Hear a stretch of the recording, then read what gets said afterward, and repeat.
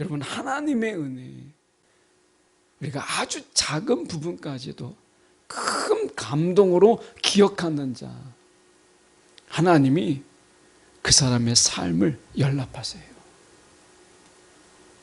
여러분, 인간의 삶의 행복이라는 게 뭐겠어요? 우리가 아주 작은 부분을 큰 감동으로 받아들일 수 있는 사람이 여러분 이 세상에서 가장 복된 자예요. 이사야 44장 21절에서 23절까지 말씀입니다. 제가 가진 성경으로 구약성경 1022쪽의 말씀입니다. 44장 21절에서 23절까지 말씀 제가 봉독해 올립니다. 야곱아 이스라엘아 이 일을 기억하라. 너는 내 종이니라. 내가 너를 지었으니 너는 내 종이니라. 이스라엘아 너는 나에게 잊혀지지 아니하리라. 내가 내 허물을 빽빽한 구름같이 내 죄를 안개같이 없이 하였으니 너는 내게로 돌아오라. 내가 너를 구속하였음이니라. 여호와께서 이 일을 행하셨으니 하늘아 노래할지어다. 땅의 깊은 곳들아 높이 부를지어다. 산들아 숲과 그 가운데의 모든 나무들아 소리내어 노래할지어다. 여호와께서 야곱을 구속하셨으니 이스라엘 중에 자기의 영광을 나타내실 것임이로다. 아멘. 오늘 말씀 가지고 모든 피조물의 구원과 그 시작점이라고 하는 제목으로 함께 말씀을 나누기를 원합니다. 오늘 우리가 하나님이 은혜라고 하는 것, 여러분 우리가 작년에 하나님께서 우리 가운데 주신 은혜, 이것을 얼마나 우리가 기억하느냐. 신앙은 결국 기억과의 싸움이에요. 내가 주님의 은혜를 얼마나 기억하고 주님의 이름을 얼마나 기억하느냐, 주님의 말씀을 얼마나 기억하느냐. 그래서 이 기억과의 싸움입니다. 그런데 인간의 본질적으로 우리의 죄성은 내가 기억하고 싶은 것만 기억해요. 그 속에서 우리가 하나님의 말씀을 기억하고 싶고자 하는 이런 마음이 죄성을 가진 인간은 약해요. 그래서 내가 기억하고 싶은 것들, 그것만 기억하는 이런 인간의 어떤 죄성이 우리 가운데 아직 있죠. 그래서 우리는 그 기억을 바꾸는 일, 이것을 우리가 영성이라고 하고 이것을 믿음이라고 이야기하는 거, 우리의 기억을 바꾸는 거죠. 그래서 하나님의 말씀을 기억하고 그분의 성품을 기억하고 그분이 우리 가운데 베풀어 주신 은혜를 기억하는 거예요. 왜냐하면 은혜를 왜 기억해야 되느냐? 죄성을 가진 인간에게 있어서 은혜는 당연한 거예요. 나 정도 되니까, 나니까 하나님이 나에게 이것을 주는 것은 너무나 당연한 거다라고 하는 거예요. 엄마를 부탁해라고 하는 이런 소설 속에서 그 작가는 이야기하죠. 엄마는 그래도 되는 줄 알았다. 우리가 하나님은 당연히 그러시는 분이어야 된다라고 생각하는 거죠. 은혜는 이 당연하다라고 하는 것에 무참히 무너져요. 그래서 하나님의 은혜가 감사가 아니라 하나님은 그렇게 하셔야 되는 분이야 라고 하면 은혜는 사라지고 하나님의 의무만 남게 돼요. 하나님은요, 우리 가운데 그런 의무를 지지 않으세요. 다만 그가 사랑으로 우리 가운데 그렇게 하지 않으셔도 되는데 하시는 거거든요. 우리가 그것을 기억하며 감사하는 것이 필요합니다. 자, 그런 의미에서 우리가 보면 21절에 야곱아 이스라엘아 이 일을 기억하라. 기억하라. 여러분, 신앙은 기억과의 싸움인 거예요. 내가 이 기억하고 싶은 것들을 지우고 하나님이 기억하라 하는 것을 기억하는 것이거든요. 이 일을 기억하라 라고 이야기합니다. 그러면서 21절에 하반절에 보면 이스라엘아 너는 나에게 잊혀지지 아니하리라. 여러분, 우리가 하나님으로 인해서 잊혀지지 않는, 저와 여러분의 이름이 하나님의 내류에서 단 한순간도, 단 1초도 하나님이 잊혀지지 않는 이 은혜가 우리 가운데 있다라고 하는 거예요. 부모가 자식을 낳으면 그 자식은 어느 순간 한순간도 그 자식을 잊지 않아요. 예. 겉으로 볼 때는 표가 안 나지만 그 자식을 잊지 않아요. 그래서 우리가 하나님의 은혜는 어떤 은혜냐? 저와 여러분이 한순간도 잊혀지지 아니하는 은혜. 이 은혜가 우리 가운데 있다라고 하는 거예요. 여러분, 하나님께서 우리를 결코 잊지 않으신다. 이 말은 잊혀지지 않은 은혜라는 것은 다르게 얘기하면 하나님이 결코 우리를 잊지 않으신다라고 하는 이 말씀이에요. 자, 그래서 우리가 말씀 속에서 다시 보면 22절을 보세요. 내가 내 허물을 빽빽한 구름같이 내 죄를 안개같이 없이 하였으니. 먹구름이 가득해요. 근데 하나님이 그 먹구름을 바람으로 다 흩어버리세요. 그리고 안개같이, 아침에 안개가 자욱하더라도 해가 뜨면 그 안개가 다 사라지는 것처럼, 이 빽빽한 구름과 안개가 다 사라지는 것처럼 하나님께서 이 모든 우리의 허물을, 먹구름같이 잔뜩 끼었던 우리의 죄악과 안개가 자욱했던 그런 우리의 허물을 하나님께서 다 없이 하셨다. 그리고 말씀하십니다. 너는 내게로 돌아오라. 내가 너를 구속하였다. 라고 이야기합니다. 여러분, 우리가 하나님의 은혜라고 하는 것, 창세기 2장 7절의 말씀에 보면 여호와 하나님이 땅의 흙으로 사람을 지으시고 생기를 그 코에 불어넣으시니 라고 이야기해요. 하나님이 우리 가운데 왜 이렇게까지 하시느냐? 왜 지워지지 않는 은혜를 우리 가운데 베푸시려고 할까? 세상에는 공짜가 없다. 여러분, 경제학에서 우리가 이야기합니다. 경제학에서 이야기할 때 세상에는 공짜가 없다. 이거는 여러분 경제학 용어예요. 경제학에서 세상에는 공짜가 없다라고 얘기합니다. 이런 광고 우리가 다 공짜처럼 뭔가를 주죠. 나중에 보면 결국 그 광고 비용이 우리가 사 먹는 제품에 다 가격에 우리가 반영이 되는 걸 보게 돼요. 세상에는 공짜가 없다. 이게 경제학입니다. 그런데 우리가 이런 경제학적인 관점에서 본다면 하나님이 우리 가운데 잊혀지지 아니하는 은혜를 왜 베푸세요? 하나님도 공짜가 없으니까 뭔가가 있겠지라고 생각하는 거예요. 그런데 하나님은 우리 가운데 우리의 편견을 깨요. 그분이 우리 가운데 이야기하십니다. 땅의 흙으로 사람을 지으셨다. 사람을 택하셨다라고 말씀하세요. 종으로 부리기 위해서 하나님이 노동력이 필요할까요? 아닙니다. 하나님은 말씀으로 세상을 지으실 수 있는 분이세요. 우리의 노동력이 필요치 않아요. 그러면 우리가 기쁨의 조로 하나님을 기쁘시게 하기 위해서 기쁨의 우리가 조로 우리를 지으셨을까요? 하나님은 여러분 영원토록 여러분 기뻐하시는 영원토록 행복하신 분이세요. 그 자체 존재만으로. 존 파이퍼가 이야기합니다. 하나님은 그 자체로 영원한 즐거움을, 그 자체로 영원한 즐거움을 누리시는 분이세요. 우리의 기쁨이 우리가 기쁨조로 우리가 활동할 필요가 없어요. 하나님께서 그런 하나님께서 우리를 선택하시고 우리를 지키시고 우리를 보호하시고 우리에게 은혜를 베푸시고 우리를 감싸세요. 이 귀찮은 일을 하나님께서 왜 하셨을까? 세상에는 공짜가 없지만 여러분 하나님의 은혜는 성경에 보니까 하나님의 선물이라고 이야기해요. 거저 주시는 은혜라고 말씀합니다. 그런데 한 가지 중요한 게 있어요. 하나님이 우리에게 그 반응을 원하세요. 기억하는 것. 하나님의 은혜를 기억하는 것. 금년 한 해 하나님이 분명히 우리 가운데 예비해 주신 하나님의 은혜가 있을 거예요.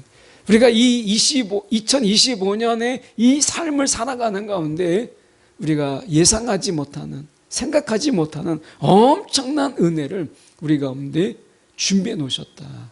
사역리에 보면 하나님이 우리를 향한 크신 계획을, 우리가 영적 이원리에 보면 하나님이 우리를 향한 크신 계획을 하나님께서 준비해 놓으셨다라고 이야기해요.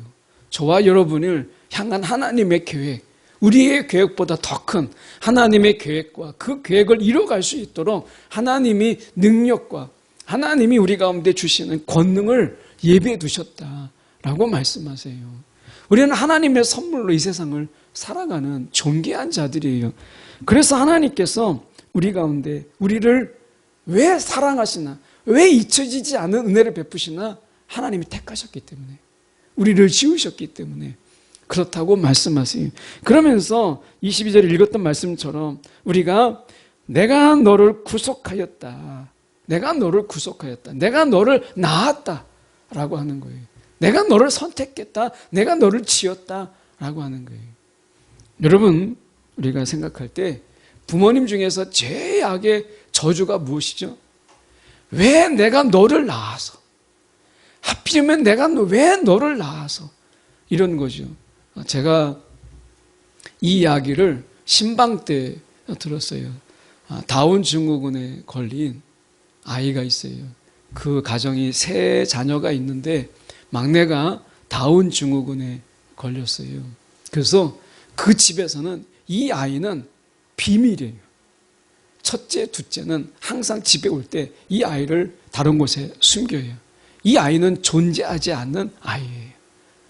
이 아이가 충격적으로 엄마한테 들었던 이야기, 왜 내가 너를 낳아서, 이 말이에요. 여러분, 이보다 더한 저주가 있을까요? 왜 내가 너를 낳아서, 이거죠. 가장 축복이 뭐예요? 어떻게 내가 너를 낳을 수 있을까? 이렇게 귀하고 이쁜 아이를, 이거죠. 여러분, 하나님이 우리 가운데 이 내가 너를 구속하였다라고 하는 것은 보고 있어도 그 보고 있는 게 너무나 아까워.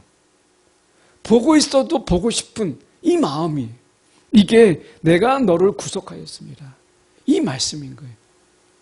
보고 있어도 보고 싶은 이 마음을 아세요? 보고 싶어도 보고 있어도 보고 싶은, 안고 있어도 더 안고 싶은 이 마음인 거죠.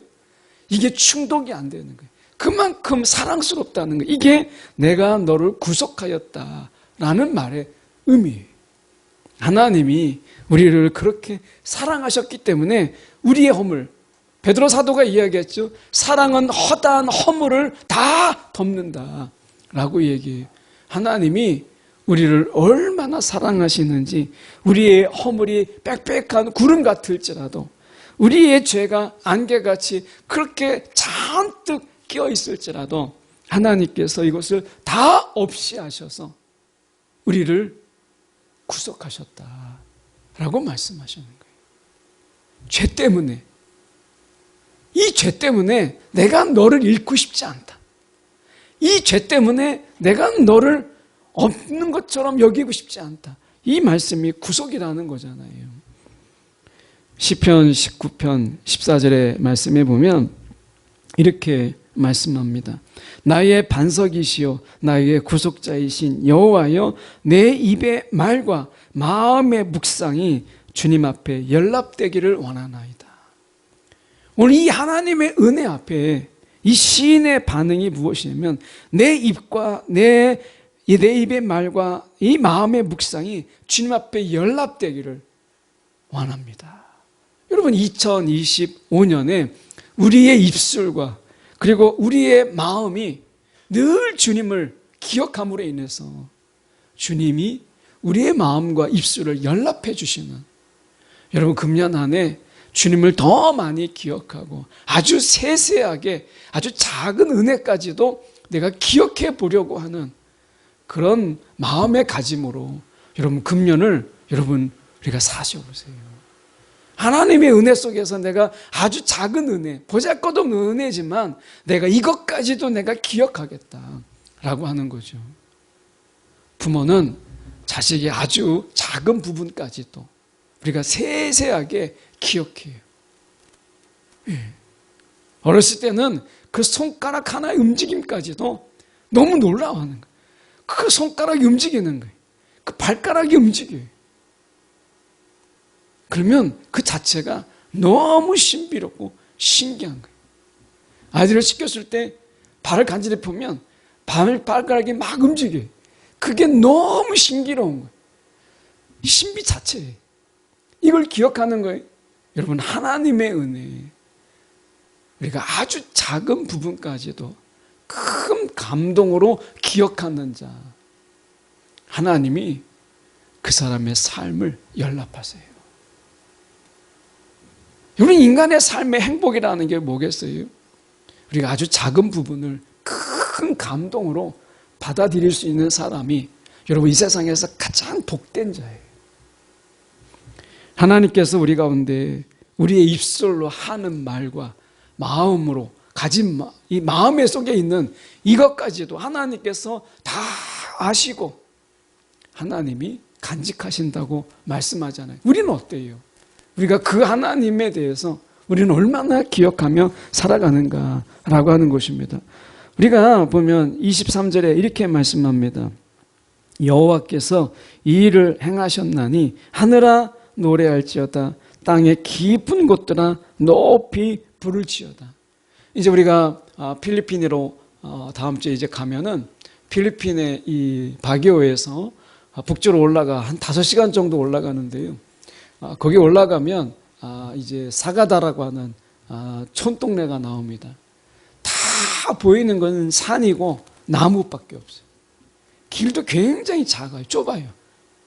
그래서 언젠가 한 번은 저녁 집회를 할 때 아이들이 랜턴을 가지고 오는데 랜턴을 가지고 장난치다가 어떤 한 아이가 랜턴을 잃어버렸어요.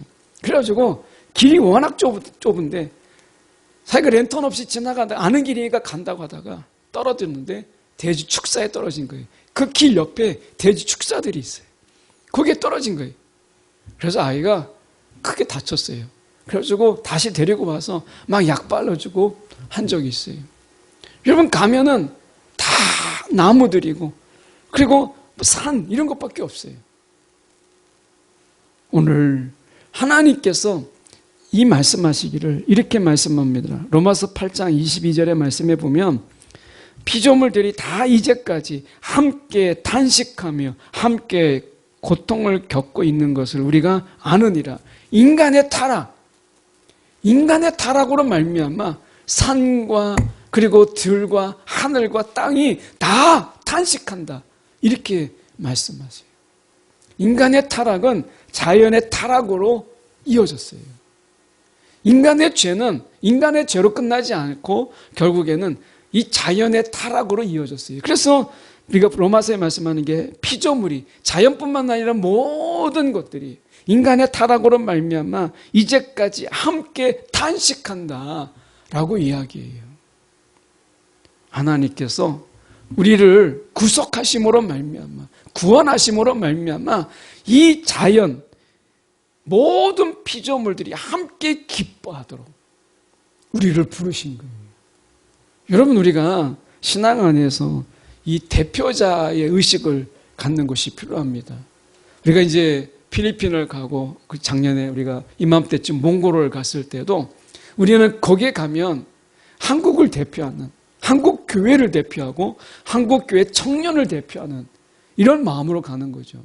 우리가 외국에 나가면 다 외국자가 된다 이런 말이 있어요. 외국에 나가면 다 애국자가 된다 이런 말이 있잖아요. 이게 뭐냐면 대표자 의식을 갖는 거예요. 대표자 의식. 인간은요 모든 피조물의 대표자예요. 인간의 타락은 모든 것의 타락이에요. 우리가 국가대표 A매치가 일어나게 되면 어떻게 되죠? 그 A매치에서 일어날 때 한국의 대표가 어떤 나라에 졌어요. 아주 어떻게 보면 순위가 피파 랭킹이 아주 낮은 이런 국가에 졌어요. 그렇다고 해서 이건 노게임이다. 내가 다시 한번 출전하겠다. 이렇게 말할 수가 없어요. 대표자가 지면 나라가 지은 거예요. 나라가 지는 거야. 그래서 여러분 우리가 대표자 의식을 가질 필요가 있어요. 우리가 필리핀에 이제 이번에 가게 되면 우리는 한국 교회 청년의 대표로 교회의 이 대표로 우리가 나가서 사역을 하는 거예요. 그래서 내가 말 하나, 우리가 행동 하나, 이런 어떤 몸짓 하나를 조심하는 거죠. 왜냐하면 나는 대표자니까. 여러분 삶 속에서 여러분 대표자의 의식을 가지고 있으세요? 대표자 의식을 가지라는 거예요. 아담이 그가 대표자로서 인류의 대표자로서 그러니까 그가 하나님 앞에 신실했어야 되는데 개인의 한 사람으로서 선악을 알게 하는 나무의 열매를 너무 가볍게 먹었어요. 인류의 대표. 내가 한국 교회 청년을 대표한다 라고 하는 것. 이 대표자 의식을 갖는 것이 굉장히 중요한 거예요. 2025년에 여러분이 우리 가운데 내가 대표자이란 어떤 의식을 가지고 살았으면 좋겠어요. 우리가 이사야 65장 17절의 말씀에 보면 이렇게 말씀합니다. 보라, 내가 새 하늘과 새 땅을 창조하나니 이전 것은 기억되거나 마음에 생각나지 아니할 것이라. 하나님께서 인간을 구원하시고 십자가로 말미암아 구속의 은혜를 베푸심으로 인해서 인간뿐만 아니라 인간으로 인해서 다 무너졌던, 그리고 고통당했던 이 피조물들, 이것을 대표로 해서 얘기하는 게 새하늘과 새 땅이에요. 이것은 모든 피조물을 이야기하는 거예요. 이것을 다시 회복시키겠다. 그래서 요한계시록 21장 1절을 이 이사야 말씀을 받아서 이렇게 얘기합니다. 또 내가 새하늘과 새 땅을 보니 처음 하늘과 처음 땅이 없어졌고 바다도 다시 있지 아니하더라. 바다, 이것은 유대인들에게 있어서 어떤 의미가 있느냐? 혼돈이에요, 혼돈.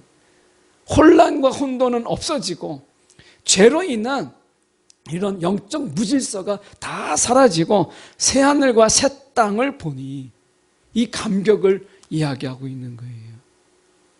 여러분, 우리가 신앙의 대표의식을 갖자라고 하는 말씀을 보고 있는데, 저희가 23절의 말씀에 저희가 좀 보면 이렇게 말씀합니다. 중반절부터 보면 산들아 숲과 그 가운데 모든 나무들아 소리내어 노래할지어다. 여호와께서 야곱을 구속하셨으니 이스라엘 중에 자기의 영광을 나타내실 것입니다. 이 야곱의 구속이 하늘을, 그리고 산들을, 숲이, 그리고 땅의 깊은 곳까지 다 노래하게 만드는 거예요. 우리는 필리핀 땅을 밟고 그 속에서 눌려져 있는, 어떻게 보면 그 한 사람 한 사람을 정말 그 속에 구속하는 마음으로, 그들을 구원하는 마음으로 가서 그 속에서 그들뿐만 아니라 그로 인한 가족, 또 그들을 통한 그 땅과 하늘을 회복하는 이런 일들을 우리가 하는 거죠. 여러분 아마 큰 수술을 받아본 적이 없을지 모르지만 이제 아이를 낳는 그 엄마는 항상 신발을 벗고, 과거에 보면 신발을 벗고 이제 아기를 낳으러 방에 들어가요. 옛날에는 병원보다는 집에서 낳았잖아요. 그런데 그 신발을 다시 내가 신을 수 있을까 하는 이런 마음으로 아이를 분만 안으로 들어가요. 내가 이 신발을 다시 신을 수 있을까? 분만실에 들어갔을 때 내가 이 신발을 다시 신을 수 있을까? 근데 벗었던 신을 다시 신을 때는 전혀 다른 느낌이, 아이가 있고요, 세상이 다른 거예요.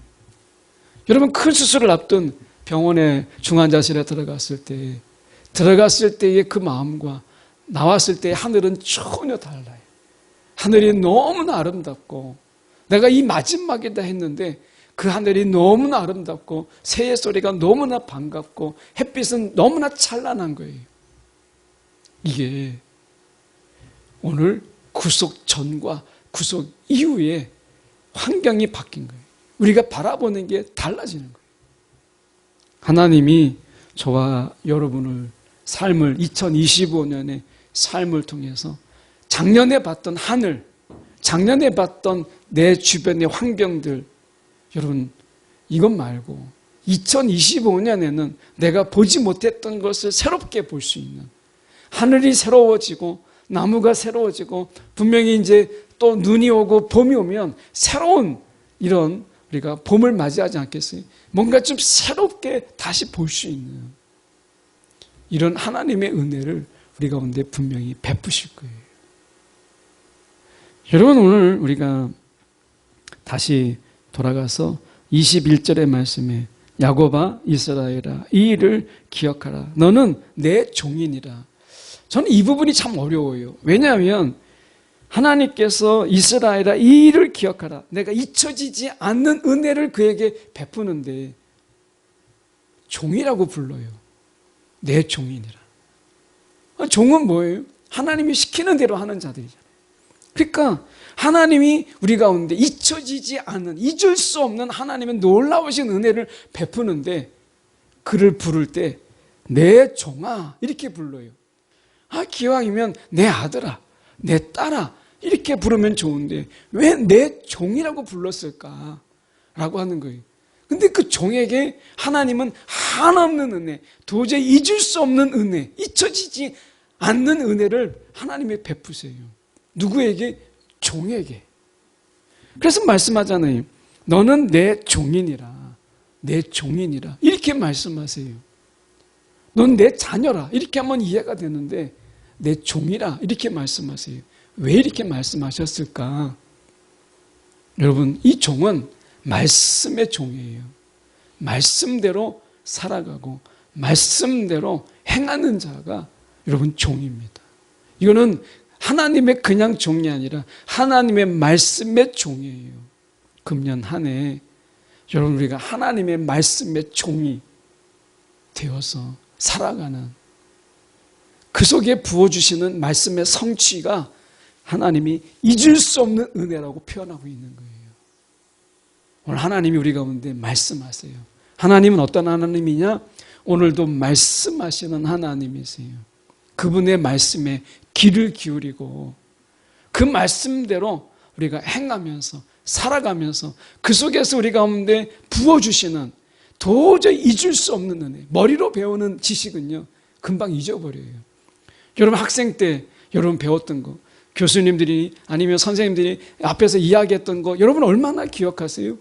다 잊어버려요. 그런데 내가 경험된 말씀은 잊을 수가 없어요. 내가 경험된 말씀, 여러분 성경 중에 내가 암송했던 말씀이 아니라 성경 중에 하나님이 나에게 그 말씀으로 체험되게 하셨던 말씀, 야, 과연 이 말씀이 이런 뜻이구나, 과연 이 말씀이 정말 실제구나 라고 하는 말씀은요 잊혀지지 않아요. 오늘 하나님께서 우리 가운데 어떤 은혜를 베푸시느냐, 성경 66권의 말씀 1000가지가 넘는 여러분 하나님의 약속이 이 속에 담겨져 있어요. 근데 그 약속이, 하나님의 그 약속이 내 삶 속에서 경험되게 하는 것, 이걸 종이라고 표현되는 거예요.